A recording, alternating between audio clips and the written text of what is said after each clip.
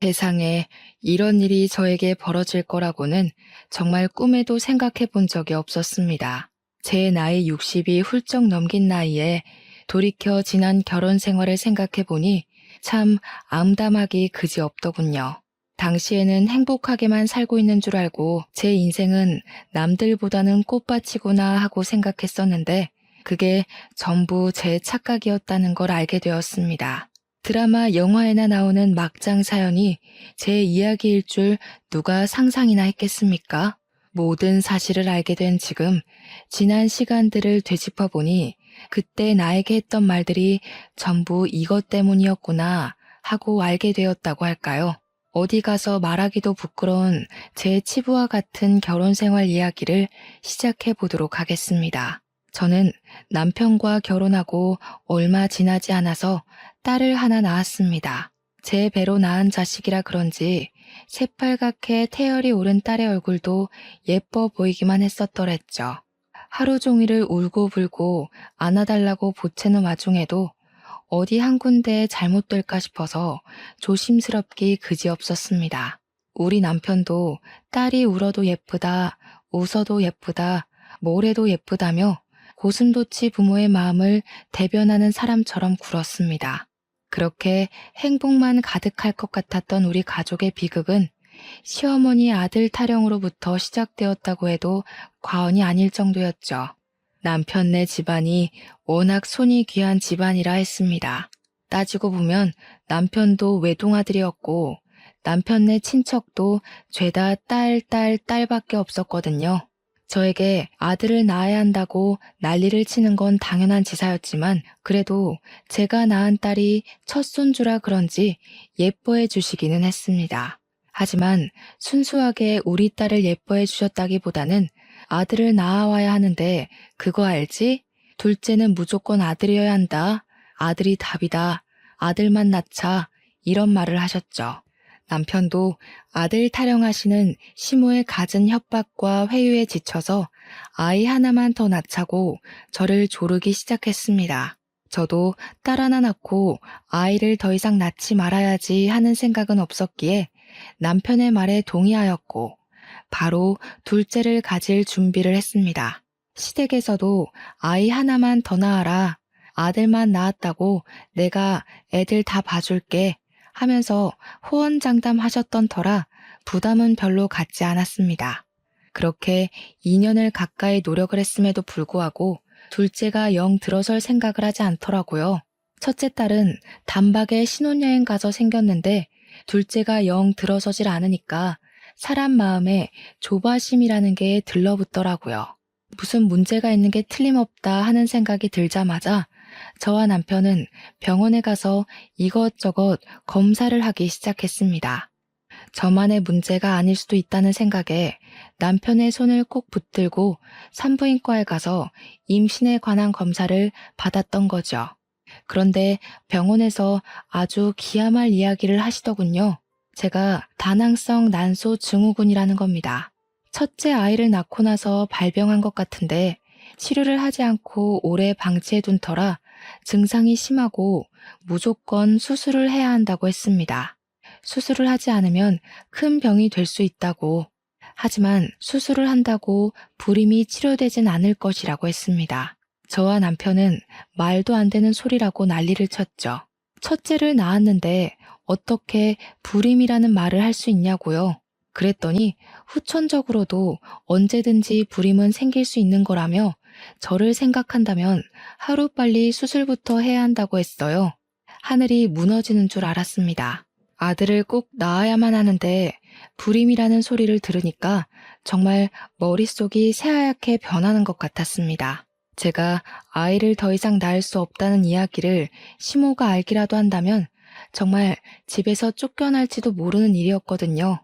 하지만 언제까지 시모를 속일 수도 없는 일 아니겠습니까? 결국 시모가 제가 불임이라는 것을 알게 되었고요. 엉엉 울면서 바닥을 치다가 저를 치다가 소리를 지르고 난리를 치시더라고요. 아들을 낳아야 하는데 아들을 이러시면서요. 제가 아파서 당장 수술을 해야 된다는 말보다 아들을 낳을 수 없다는 게 시모에게는 훨씬 더 큰일이었던 겁니다. 저도 많이 속상했죠. 하지만 제가 아들을 낳을 수 없는 몸이라는 건 기정사실화된 일이니 제가 시모에게 대들거나 할 수 없었습니다. 그 모질고 거지 같은 시모의 천대를 제가 다 받아내야만 했습니다. 천대는 괜찮았습니다. 우리 딸은 그래도 손녀라고 은근히 챙겨주시긴 했으니까요. 남편도 저의 마음을 꽤 많이 위로해 주었고, 우리 가족과 영원히 함께라면 이 정도 시련은 감수할 수 있을 거라 생각했습니다. 우리 시모가 독실한 기독교인이라 이혼은 죽어도 안 된다, 이혼하면 교회 못 나간다고 생각하시는 분이어서 그나마 쫓겨나진 않았달까요? 그러니 시모의 분노가 오로지 저에게로 꽂히긴 했지만 그래도 우리 남편, 내 딸과 함께 할 수 있음에 진심으로 감사했습니다. 남편한테 밖에서 아이라도 낳으라고 하고 싶어 하시는 것 같았지만 이것 또한 기독교 교리에 어긋나는 행동이라고 하더군요. 이혼을 시킬 수도 없고 그렇다고 대를 이을 아들을 포기할 수도 없고 우리 시모는 하루하루 말라갔습니다. 남편에게 남동생이라도 있었더라면 몰라도 외동아들이니까 더 이상 아들의 씨를 이을 수 없다는 게 시모에게는 세상이 무너지는 일이라고 하더라고요. 처음에는 오롯이 제 편에 서서 아들 타령 그만하시라고 소리를 쳐주던 남편도 점점 지쳐가기 시작했습니다. 시름시름 앓으며 살이 죽죽 내리는 시모를 보면서 우리 남편은 어느 날부터 제 편을 들어주지 않았습니다. 은근히 제가 불임이 된 탓을 하기도 했죠. 그럴 때마다 우리 부부는 부부싸움을 하게 되었습니다. 시모의 아들 타령과 고된 참견에 우리 부부의 사이가 소원해지기 시작한 거죠. 시모는 저와 눈이 마주칠 때마다 아들 타령을 해댔고, 저는 더 이상 아이를 가질 수 없는 몸인데도 그 타령을 하는 시모에게 스트레스를 받았고요. 우리 남편에게 매일같이 소리치고 치댔기 때문에 남편은 저로 인해 스트레스를 받기 시작했습니다. 늘 한결같을 줄 알았던 우리 사이가 점점 틀어지기 시작한 순간이었죠. 부부간의 대화도 눈에 띄게 줄다 못해 사라지게 되었고, 부부로서 해야 하는 의무 정도만 이행하는 사이가 되었습니다. 저녁밥을 차린다던가 빨래를 한다던가 청소를 한다던가 그런 의무요. 나중에는 남편과 각방까지 쓰게 되었습니다. 표면적으로는 코골이 소리가 시끄러워서였지만 실상은 그게 아니었죠. 시모는 나중에 미친 사람처럼 저에게 기도에 매달리면 아이가 들어설 것이라고 저에게 기도를 강요했습니다. 이미 의학적으로 임신을 할 수 없는 몸이 되었음에도 포기하지 않고 매달리는 시모의 집착스러운 면모에 저도 너무 당황스러웠어요. 이런 이야기를 남편에게 해봐야 남편은 저에게 소리치면서 어떻게 해달라는 거야 따위의 말밖에 하지 않았습니다. 남편은 나중에 저에게 정말 힘들다며 눈물로 읍소를 했고, 그 모습을 본 저는 더 이상 남편에게 방어를 요구하지 않았습니다. 남편이 힘들어하니까 저도 정말 무척이나 힘들더라고요. 그러던 와중에 남편이 5천만 원이 들어있던 우리의 적금을 일방적으로 해지한 것을 알게 되었고, 저는 그 일로 크게 분노했습니다. 우리 딸아이가 대학을 가거나 혹은 우리가 어떤 큰 병이 생길지 모르는 와중에 그 돈을 깨서 어디다 썼냐고 화를 냈죠. 남편은 시댁에 돈이 필요하다 해서 주었다는 말 이외에 그 어떤 변명도 하지 않았고, 저는 속이 터지는 것 같았습니다. 결국 시모에게 전화를 걸어 물어보니 돈이 좀 필요해서 썼다고 내가 내 아들의 돈도 쓸 수 없는 거냐고 저에게 화를 내시더군요. 쓸 때 쓰더라도 저와 한마디 상의 정도는 할 수 있지 않았을까요? 가뜩이나 사이도 안 좋은데 돈으로 문제가 생기니까 더 미치겠더라고요. 너무나도 화가 나서 그 이후로는 남편과 돈 관리도 각자 하기 시작했습니다. 남편을 믿을 수가 없었거든요. 그렇게 2년을 남보다 못한 사이로 지내고 있었는데 어느 날 남편이 저에게 그러더군요. 이제 시모가 어떤 이야기를 하던 원망을 하던 신경 쓰지 말고 우리 두 사람만 생각하면서 살자고요. 허튼 소리를 하거나 아들 타령을 하면 전화 끊어버리자고. 전화번호도 바꾸고 우리 두 사람만 생각하면서 살자고 했어요. 몇 년을 남보다 못한 사이로 지냈는데 갑자기 저러니까 무슨 병이라도 걸렸나 싶어서 덜컥 하더라고요.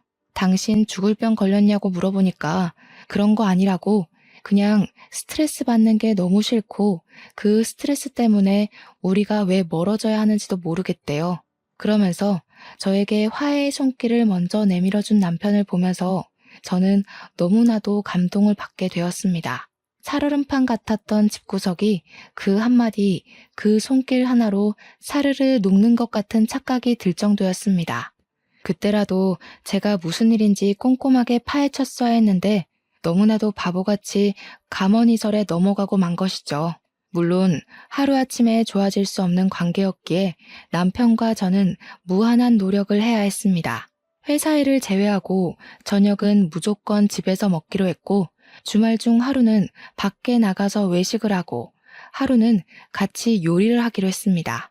그냥 사소한 집안 룰을 바꾸고 나니까 부대끼는 시간이 많아져서 그런 건가, 몇 년 동안 몰랐던 남편의 이야기도 알게 되고 사이가 좋아지더라고요. 맨날 양말을 뒤집어서 놓던 우리 남편에게 세탁기 사용 방법을 제대로 알려주고, 세탁기는 앞으로 남편 담당이라고 못을 박았더니 무슨 일이 일어났는지 아세요? 남편이 양말을 곱게 벗어서 세탁실에 두더라고요. 자기가 해보니까 뒤집어서 세탁기에 넣는 게 잘못된 일이라는 걸 알게 된 거죠. 그렇게 시간을 보내다 보니 서로에게 생긴 새로운 습관이라든지 회사 일이라든지 친구 사이의 일 같은 것도 속속들이 알게 되었습니다. 몇 년을 함께 살면서 다 아는 것 같았던 상대에게 새로운 모습이 발견되니까 신기하면서 신혼 같은 느낌이 들더라고요. 우리 딸도 처음에는 아빠를 어려워하곤 했었는데 지금은 남편과 둘도 없는 친구 사이가 되었습니다. 늘 집에 돌아오면 방에 틀어박혀서 나오지 않던 남편이 딸아이와 인형 놀이를 하고 같이 공주 옷을 사러 가기도 하고 하니까 우리 딸도 정서적으로 많이 성장할 수 있는 계기가 되었던 것이죠. 항상 눈치만 보던 딸이 해맑게 웃으면서 양쪽 손으로 저와 남편의 손을 잡아주기도 하고 참 많이 밝아졌습니다. 우리 딸이 우리도 모르게 우리의 눈치를 보면서 자랐다는 걸 알게 되고 남편과 저는 서로 붙잡고 참 많이 울었습니다. 그러던 어느 날 급하게 시모의 호출을 받고 시댁으로 향하게 되었습니다. 저와 남편 그리고 딸까지 함께 불렀기에 달려갔어요. 남편과 저는 이렇게 단호하게 호출 연락을 받은 적이 없기에 많은 걱정을 하면서 시댁에 도착했습니다. 그런데 시모가 웬 3, 4살 정도 된 아이를 안고 한숨을 푹푹 내쉬면서 문을 열어주시는 게 아니겠습니까? 남편과 저는 당황해서 이 아이가 누구냐고 물어봤습니다. 저는 시모한테 어머님 아이 낳으셨어요? 하는 말도 안 되는 소리를 했죠. 그랬더니 시모가 어휴 어쩌냐 진짜 하면서 계속 한숨만 내쉬고 계신 거예요. 무슨 일이냐고 보채서 물어보자 시부 친척네 아이인데 그 친척 일가족 전부가 건물 붕괴 사고를 당해서 아이만 덜렁 남았다는 겁니다. 그때쯤 건물 붕괴 사고가 큰 건이 하나 있었거든요. 애만 덜렁 살아남은 것도 좀 이해가 안 가긴 했지만 시모의 안색이 너무 좋지 않아서 자세하게 물어볼 수도 없었죠. 아무튼 시모 말이 자기는 늙어서 더 이상 이런 아이를 키울 자신도 없고 핏줄은 핏줄이니까 맡아주기는 해야 할 것 같으니 우리 보고 입양해서 키우라는 겁니다. 저는 정말 마른 하늘에 날벼락을 몇 번이나 맞는 건지 남의 애를 입양해서 데려다가 키우라는 말에 졸도하는 줄 알았습니다. 우리 남편은 놀랐는지 아무 말도 못하고 입만 떡하니 벌리고 있더라고요. 그러면서 죽어요? 얘네 가족이 죽었다고요? 이 말만 하는데 시부 친척이라고 했지만 남편이랑도 아는 사이 같았습니다. 저는 멘탈이 완전히 바스라져서 우리 보고 키우라고요? 하면서도 더 이상 다른 말이 나오지가 않더라고요. 몇 살이냐고 물어보니 시모가 조심스럽게 3살이라고 이야기를 하는데 막막한 겁니다. 제가 보육원에 보내야 하는 거 아니냐고 물어보니까 시모랑 시부가 어떻게 핏줄을 보육원에 보낼 수 있냐고 강경하게 이야기를 하더라고요. 시부 친척이면 핏줄이라고 해도 좀 연한 핏줄 아닌가 싶었지만 떡하니 아들이니까 손이 귀한 집에서는 잘 됐구나 싶었을 수도 있죠 뭐.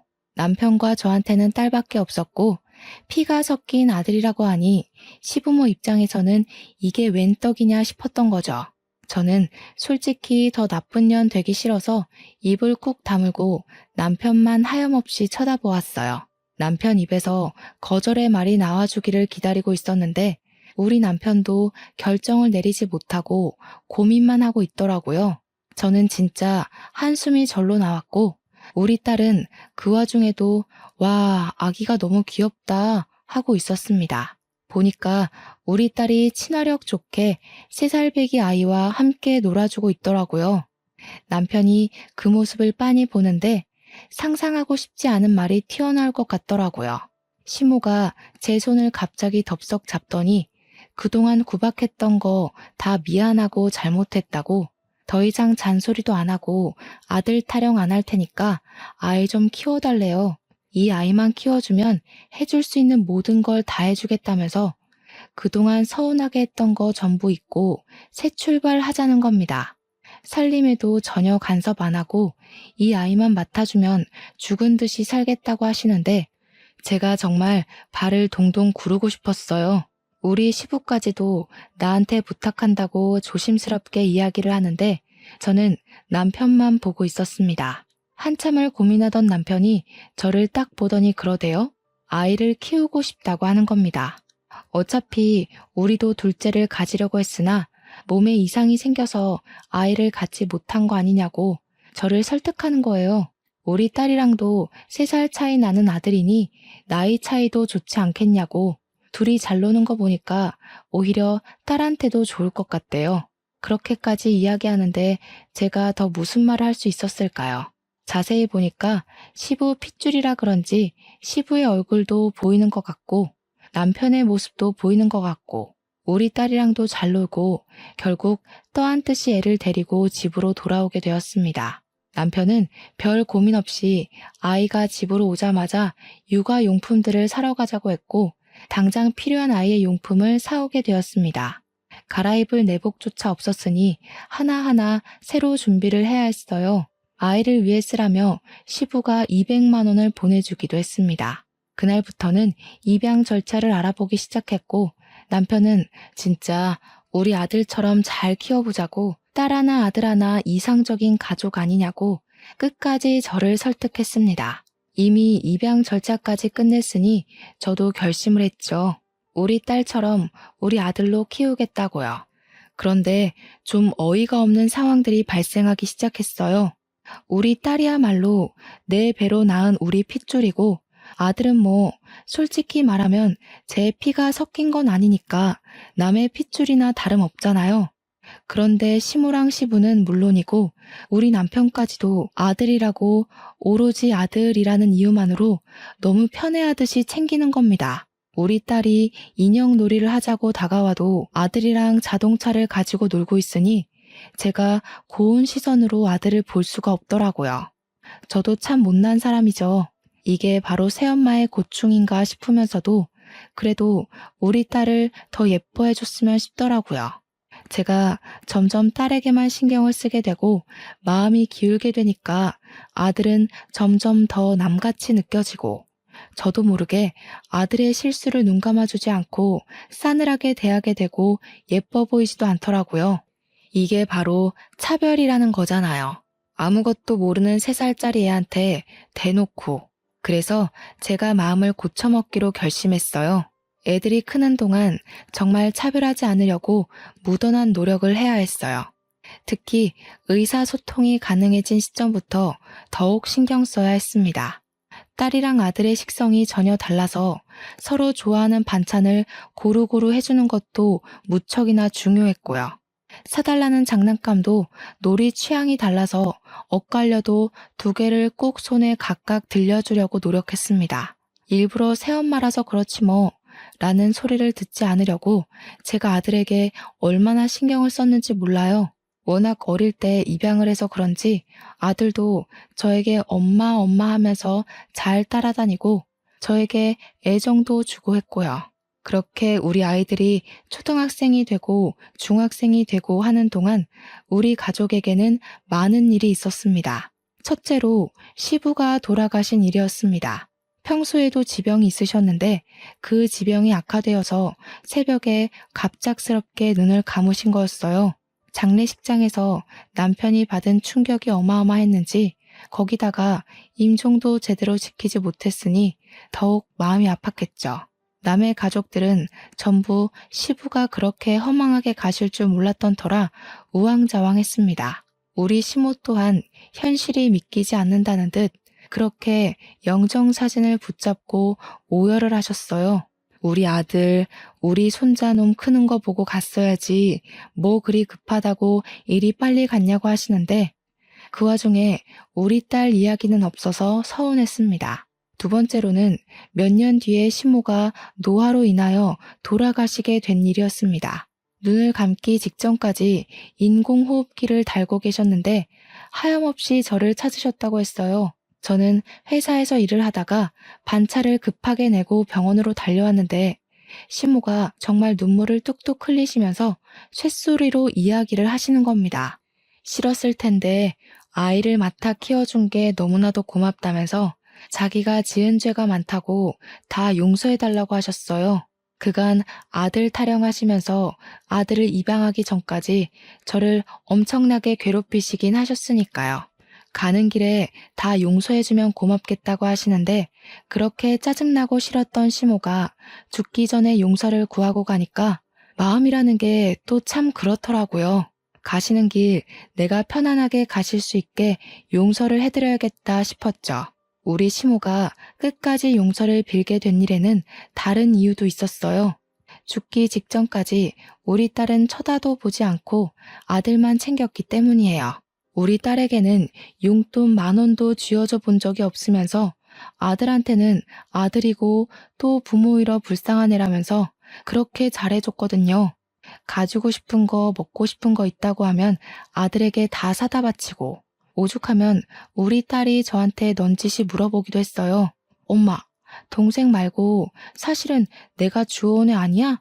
이렇게요. 그때마다 너무나도 속상했지만 딸아이에게 알아들을 수 있게 설명하는 게 더 힘들었습니다. 어떻게 말해도 우리 딸이나 아들에게 상처가 될 수 있는 말이 될 게 뻔했기 때문이었죠. 그런데 본격적인 차별이 시작된 게 시부모 두 분 모두 돌아가신 다음이라고 하면 믿어지시겠습니까? 우리 딸이 고등학생이 되고 첫 중간고사 성적표를 받아왔는데 성적이 나쁘지 않더라고요. 중간쯤에 위치하긴 했지만 학교 수업 외에 사교육을 받아본 적이 없던 터라 사교육의 힘을 빌리면 상위권도 가능할 것 같았어요. 그래서 저는 학원을 열심히 보내주기 시작했습니다. 누구나 똑똑하고 공부 잘하는 자식 갖길 원하잖아요. 학원만 잘 다녀도 서울에 있는 4년제 학교는 붙을 수 있을 것 같아서 열심히 공부를 시켰는데 아들이 갑자기 미술 공부를 하고 싶다고 하더군요. 그런데 미술이라는 게, 아니, 예체능이라는 게 재료값이며 레슨비며 엄청나게 깨지잖아요. 그때 이미 저는 퇴직을 한 상태였고 남편 외벌이로 살고 있었는데 미술 재료값에다가 딸 학원비까지 생각을 하니까 막막하더라고요. 그래서 아들에게 미술이 왜 하고 싶은지 꼭 해야 하는 건지 물어봤습니다. 제가 그동안 보아온 실력으로 봐서는 미술에 큰 재능이 있어 보이지 않았거든요. 게다가 공부하는 담싸한 것 같은 모습을 보였기 때문에 더욱이 시키고 싶은 마음이 들지 않았습니다. 남편에게 상의를 했더니 남편이 애가 해보고 싶다고 하니까 한번 시켜보자고 하더라고요. 그래서 동네 학원을 등록해서 보내기 시작했어요. 동네 학원은 레슨비가 저렴하더라고요. 우리 형편에 비싼 학원을 보내줄 여유도 안 되고 하니까 아들도 이해해줄 거라고 믿고 있었습니다. 그런데 미술학원에서도 그저 그런 학생이었던 거예요. 특출나게 재능이 있었던 것도 아니고 취미반 정도의 실력이었던 거죠. 예고 입시반에 들어가고 싶다고 징징거리는데 실력이 안 되니까 예고는 꿈도 못 꾸는 수준이었고요. 학원에서도 아들에게 예고 입시반에 들어갈 실력이 안 된다고 말을 한 건지 아들이 이 학원 수준이 낮아서 자기 실력이 늘지 않는 거라고 하더라고요. 미술학원으로 엄청 유명하다는 학원을 알아왔다며 거기를 보내달라고 떼를 쓰기 시작하는데 학원비가 2배가 넘는 겁니다. 집에서 거리도 멀고 비싸서 못 보내준다고 했더니 아들이 그러는 거예요. 자기가 주워온 자식이라서 차별하는 거냐고요. 남편이랑 저랑 둘 다 엄청나게 당황을 한 거죠. 주워온 자식이라니 어디서 그런 소리를 듣고 하는 말이냐고 물어봤어요. 그러니까 아들이 그러더라고요. 누나가 말해줬대요. 제가 딸에게 네가 동생한테 주워온 자식이라는 이야기 했냐고 하니까 딸이 아니요? 하는데 얼굴 표정이 진짜 억울해 보이는 겁니다. 그러니까 아들이 딸한테 비아냥거리면서 와, 누나는 공부 말고 연기해야 되겠다. 연기자가 따로 없네. 이러더라고요. 남편이 아들 말만 믿고 화가 났는지 딸에게 처음으로 손찌검을 했어요. 저는 놀래서 이게 무슨 짓이냐고 소리를 질렀고요. 딸이 눈물을 뚝뚝 흘리면서 그런 말 한 적 없는데 왜 자기 말은 안 믿어주냐고 소리를 쳤어요. 그러니 남편이 딸에게 네 동생은 그 사실을 어찌 알고 저렇게 이야기를 하겠냐고 하더라고요. 저나 남편이나 아들에게 주워온 자식이라는 말을 한 적이 없으니까 사실 딸밖에 없는 상황이긴 했어요. 그래도 딸은 아니라고 계속 소리를 치고 아들은 누나가 말했잖아 이러고 제 속이 뒤집어지는 것 같았죠. 결국 아들이 미술 학원을 옮기겠다고 난리를 치니까 남편이 딸 학원을 그만두게 하라고 하더군요. 어차피 우리 딸이 공부해봐야 거기서 거기 아니냐고 차라리 예체능 하겠다는 아들을 밀어주는 게 낫다고 했어요. 그때부터 저는 딸의 학원비를 벌기 위해서 파트타임 아르바이트를 시작했습니다. 우리 딸에게 종합학원은 못 보내줘도 취약한 과목 2개 정도는 들을 수 있게 돈을 벌기 시작한 거죠. 아들은 떵떵거리면서 미술 입시를 준비했고 결국 예고는커녕 인문계도 간당간당하게 입학을 했습니다. 제가 봐도 실력이 별로였는데 당연히 전문가들이 봤을 때는 애들 장난으로 보였겠죠. 재료값만 해도 한 달에 몇십만 원이었는데 돈을 땅에다가 버린 거나 마찬가지였어요. 그런데 우리 남편이 아들에게 그러더라고요. 원래 실패가 다 밑거름이 되는 법이라고 앞으로 잘하면 된다고요. 우리 딸은 그렇게 열악한 상태에서 공부하고도 서울에 있는 4년제 학교에 입학을 했습니다. 그런데 학교에 가려면 등록금이 필요하잖아요. 남편한테 우리 딸 등록금을 내야 한다고 하니까 학자금 대출을 받으라는 겁니다. 아들한테는 돈 아까운 줄 모르고 쏟아붓더니 정작 딸 대학 등록금이 없다는 게 말이 됩니까? 우리 딸은 아빠한테 손찌검을 당한 이후로 남편과의 대화를 완전히 차단했어요. 혼자 알아서 하겠다고 하더니 학자금 대출 받고 틈틈이 아르바이트와 과외를 하면서 자기 혼자 벌어서 학교를 다니더라고요. 제가 파트타임 아르바이트를 하면서 번 돈은 모조리 딸에게 주었죠. 고등학교에 입학한 아들은 미술 학원을 그만두었어요. 정말 한숨만 나네요. 그렇게 쉽게 그만둘 거면 왜 시작을 했냐고 하니까 자기 길이 아닌 것 같다면서 저한테 말리지 그랬어요? 이러더라고요. 하고 싶다고 했을 때 시켜준 게 누구냐면서 엄마 덕분에 시간 버렸네요 하는데 손이 부들부들 떨렸습니다. 친엄마가 아니라고 자기한테 관심 없는 거 아니냐면서 이번에는 연기 학원을 다니고 싶다는 거예요. 저는 어이가 없어서 대꾸하길 포기했는데 우리 남편은 미술 학원비나 연기 학원비나 그게 그거 아니냐고 보내주라고 하더라고요. 우리 딸은 등록금도 자기가 벌어서 가는데 그게 무슨 소리냐고 차별하냐고 물어봤더니 남편이 이게 무슨 차별이냐고 하더라고요. 아들이 잘 돼야 나중에 우리가 먹고 살기 편하지 않겠냐고 딸은 출가 외인이래요. 결국 아들은 연기학원에 등록을 했습니다. 그런데 발연기도 그런 발연기가 없나 봐요. 학원 선생님이 저한테 연락해서는 지방에 자리가 많이 남는 전문 대학교를 알아보는 게 좋겠대요. 그렇게 허송세월 보내고 대입에 성공했냐고요? 실패했죠. 예비번호 하나 못 받아오더라고요. 그랬더니 남편은 남자라면 재수도 한번 해보고 하는 거라고 팍팍 밀어주겠대요. 아들은 재수했고 재수도 실패했습니다. 그러고 나니까 남편이 대학이 또 전부는 아니랍니다. 그 사이에 우리 딸은 졸업을 했고 취업 준비를 시작했습니다. 토익도 보고 자격증도 따고 다 지가 벌어서 해낸 일이에요.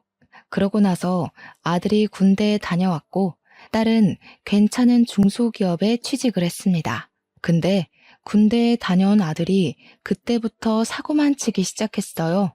어디라도 취직을 할 생각은 전혀 없어 보였습니다.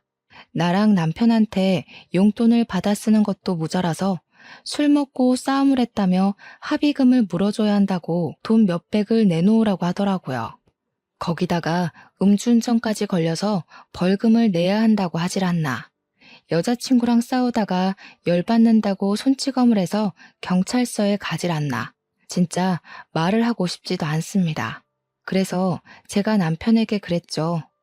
허구한 날 사고만 치는데 성인도 됐겠다. 지 알아서 살게 내버려 두자고요. 그러니까 저한테 키운 정도 없고 네가 엄마냐고 하대요. 저는 남편과의 대화를 다시 차단하기 시작했습니다. 그렇게 몇 년이 지나고 남편이 어느 날 갑자기 쓰러졌어요. 암이라는 거예요.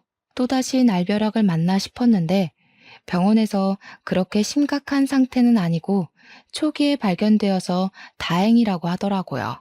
그때부터 저는 병간호를 시작했습니다. 우리 딸은 남편에게 실망한 게 워낙 컸던 터라 초반에는 병실에 코빼기도 비추지 않았어요. 그런데 딸에게 오래 만난 남자친구가 있었나 보더라고요. 그 남자가 딸에게 그랬대요. 아버지에게 후회 없이 잘하라고요. 그 뒤로는 예비 사위랑 딸이 매일같이 찾아와서 남편 수발 드는 걸 도와주더라고요. 아무래도 남편이 남자니까 남자가 해줘야 하는 일들이 있긴 하잖아요. 똥오줌을 받아준다거나 씻겨준다거나 하는 일이요. 제가 일이 바쁠 때는 예비 사위가 와서 그 굳은 일들을 다 해주는 거예요. 아들이라는 놈은 와도 휴대폰 게임이나 하고 보는 둥 마는 둥 귀찮은 일 시키지 말라고 소리나 지르고 있는데요. 남편도 나중에는 딸에게 모질게 굴어서 미안했다고 사과를 하더라고요. 아들놈도 안 하는 걸 예비 사위가 하고 있으니까 남편도 느끼는 게 많았겠죠. 그 와중에 아들이 사라져서 찾아보니까 의사를 붙잡고 우리 남편 언제 죽냐고 물어보고 있더라고요. 제가 열이 받아서 아들의 귀를 잡고 질질 끌고 병실에 데리고 왔어요.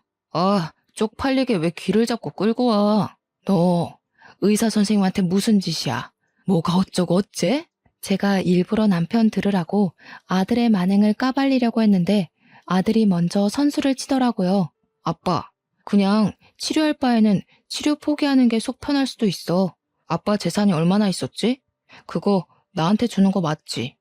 내가 아빠 너무 힘들어 보이길래 자식으로서 걱정돼서 하는 말이야. 이게 정신 못 차리고 무슨 짓거리야? 엄마는 날 또 너무 몰아세운다 진짜.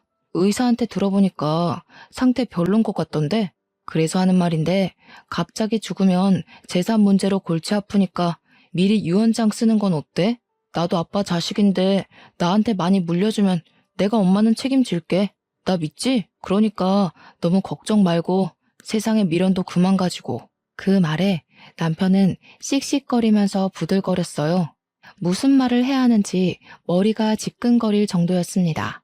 남편은 아들을 정말 한 대 칠 것 같은 표정이었지만 자기가 오냐오냐 키운 탓이 크다고 느꼈는지 화를 그냥 참더라고요. 다행히 우리 남편은 항암을 하면서 암 사이즈가 많이 줄었고 수술도 성공적으로 끝이 나게 되었습니다. 앞으로 회복에만 집중하면 된다고 해서 온 가족이 마음을 놓게 되었어요. 그렇게 남편이 기운을 차리게 된 시점에 우리 딸이 드디어 예비 사위와 웨딩 마치를 올리게 되었습니다. 남편의 손을 잡고 버진로드를 걸어가는 순간부터 우리 딸이 눈물을 보이더라고요. 딸의 결혼식을 마치고 신혼여행을 가 있는 동안 남편은 집에 들어오지도 않는 아들에게 실망했는지 저에게 파양을 하자고 했습니다. 그렇게 해달라는 거 다 해주고 키웠는데 아빠 언제 죽어? 유산은? 이러니까 실망이 엄청나게 컸겠죠. 남편은 더 볼 것도 없다고 파양 소송을 걸었고 그동안 경찰서 들락날락하고 합의금 물어준 게 모두 소명이 되어서 파양 신청이 되었습니다. 아들은 그 소식을 듣고 찾아와 집을 아주 난장판으로 만들었어요. 역시 좋은 새끼는 필요 없다 이거지? 아주 부모랍시고 참견할 때부터 마음에 안 들었어. 어차피 나한테 부모 같은 거 필요도 없었으니까 내가 혼자 살 수 있게 마지막으로 원룸 하나만 해줘. 저는 안 된다고 말했지만 남편은 암 보험금 타고 남은 돈의 일부를 아들에게 해주더라고요. 화도 내고 달래도 받지만 남편은 강경했고 아들 녀석은 그 돈 받아간 이후에 일절 연락도 없고 찾아오지도 않고 깜깜무소식으로 지내더군요. 그렇게 시간이 또 몇 년 지나고 우리 딸은 아이도 낳고 행복한 가정을 꾸리며 누구보다 잘 살고 있었어요. 평화롭기만 한 우리 가족에게 또 한 번 시련이 찾아왔는데 그게 바로 남편의 암이 재발을 한 것이었습니다. 재발한 암은 처음과 다르게 빠르게 전이가 되었고 결국 남편은 시한부 선고를 받게 되었습니다. 우리 딸이랑 저는 정말 너무나도 속이 상했고 그 고통스러운 항암 치료를 또 겪어야 할 남편이 불쌍했죠. 그런데 남편이 그러더라고요. 연명치료 받고 싶지 않다고. 이만큼 살았으면 됐다고요. 우리는 남편의 그 뜻을 존중하기로 했습니다. 남편은 자기가 받는 연금 통장이랑 암 진단 보험금에 사망 보험금까지 합치면 먹고 사는데 큰 문제는 없을 거라고 했어요. 사람이 죽을 때 되면 변한다더니 왜 저러나 싶었습니다. 그렇게 3개월 동안 많은 추억을 쌓으려고 노력했고 우리 남편은 고통을 참으며 눈을 감았습니다. 저는 연락하지 않았지만 우리 딸이 어떻게 아들에게 연락을 했더라고요. 아버지 돌아가셨다고요. 장례식장에 찾아오라고 주소까지 적어줬다는데 3일장 내내 얼굴 한 번 안 비추더라고요. 파양하길 참 잘했다 싶었습니다. 남편이 남긴 집이며 보험금, 연금을 죄다 확인하니까 돈이 꽤 되더라고요. 딸에게 좀 주겠다고 했더니 저한테 노후 자금으로 쓰라고 양보를 했어요. 사위가 변호사라 자기네 돈 궁하지 않다고 하면서요. 저는 집을 팔아치우려고 했는데 그 집이 남편과 평생을 함께한 집이라 그런지 처분하기가 쉽지 않더라고요. 그 집에서 혼자 적적하게 남편을 추억하면서 지내고 있었습니다. 한 1년쯤 지났을까요? 제가 혼자 적적하게 지내는 걸 알고 있는 딸이랑 사위가 집에 자주 놀러와서 저녁을 먹곤 했었어요. 그날도 어김없이 손주들이랑 딸이랑 사위가 놀러와서 같이 저녁을 해먹고 있었는데 누가 집으로 찾아왔더라고요. 누구세요? 하고 문을 열었는데 아들놈이 떡하니 있는 겁니다. 진짜 아빠 죽었어? 누가 네 아빠야? 이 배은망덕한 놈. 은혜도 모르는 놈아. 진즉 파양을 했어야 했는데. 그러니 아들이 코웃음을 치면서 저한테 그러더라고요. 지금 장례식장에 안 왔다고 이러는 거야? 사정이 있었어. 누나도 있었네. 나도 배고프니까 밥 좀 줘. 교도소 밥이 영 맛대가리가 없어서 살 빠진 것 같아. 교도소에 다녀왔다고? 몰랐어? 관심 너무 없는 거 아니야?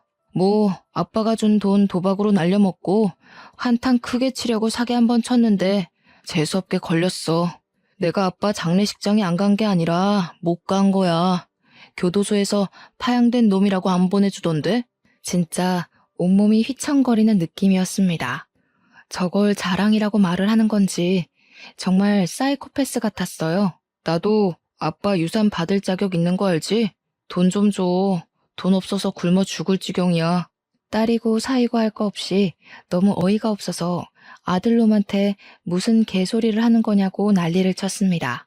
이미 파양당해서 아무런 권리도 자격도 없는 놈이 여기가 어디라고 찾아오냐고 딸이 고래고래 소리를 치니까 아들이 그러는 겁니다. 뭐야, 아직도 모르고 있어? 나 아빠 친자식이야. 표정들 보니까 진짜 몰랐나 보네. 나 아빠가 밖에서 나온 자식이잖아. 와, 대단들 하다. 할머니도 아빠도 끝까지 말 안 해주고 죽은 거야? 제가 손을 벌벌 떨면서 무슨 말도 안 되는 소리를 하고 있냐고 하니까 지갑에서 꼬깃꼬깃한 종이를 펼쳐서 보여주는데 친자 확인서더라고요. 남편 이름이랑 아들 이름이 떡하니 적혀 있는데 친자 확률 99.97%라고 적혀 있었습니다. 저는 그 자리에서 바닥에 주저앉고 말았어요. 온몸에 힘이 풀려버렸거든요. 그러니까 저 망나니가 나랑 남편이 소원하고 서로에게 의지하지 않던 그 시절 남편이 밖에서 낳은 자식이라는 거였습니다. 제가 믿질 못하자 아들이 시모의 친필 편지라면서 제가 나중에 믿지 못하면 보여주라고 했다며 시모의 인감 도장이 찍힌 편지를 건네주었어요. 그 편지의 내용은 차마 입으로 담기 힘들 정도로 어질어질한 막장 내용이 적혀 있었습니다.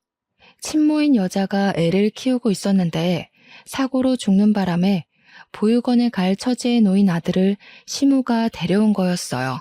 남편이 나 몰래 5천만 원의 적금을 깼던 것도 저 망나니를 키울 양육비를 줬던 거래요. 아들은 정말 남편의 사생아였고 남편의 자식으로 입양까지 했으니 친자식처럼 잘 키워주라는 내용이었습니다.